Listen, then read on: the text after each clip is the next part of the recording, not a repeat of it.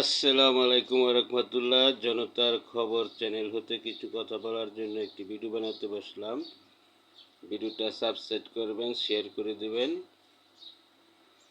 বিষয় হলো, বাংলাদেশে রাজনীতিবিদ, আমলা এবং মিডিয়ার তারকা, যেমন চলচ্চিত্রের তারকা এবং বড় বড় জাতীয় টিমের খেলোয়াড় প্লেয়ারগণ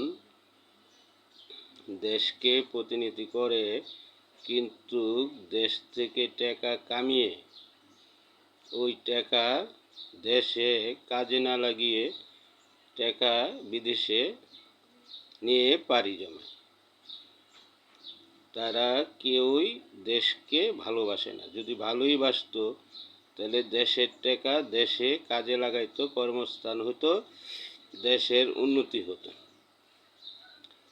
আমলা রাজনীতিবিদরা হয়তো দুর্নীতি করে টাকা পাচার করে, আর তারকারা বিনোদন দিয়ে জনগণের টাকা কামিয়ে জনগণের স্বার্থে কাজে না লাগিয়ে তারা বিদেশে পাড়ি জমায়।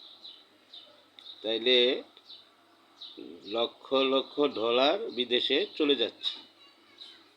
কিছুটা দুর্নীতির, কিছুটা বৈধ কামাই। কিন্তু বৈধ কামাইয়ের টাকা তোমার হয়েছে দেখে তুমি আমেরিকায় বাড়ি করবে, নিজের দেশের মাটি ছেড়ে, কিন্তু আবার নিজের দেশেই কামাই করো, আমেরিকা যেয়ে তো কামাই করতে পারো না।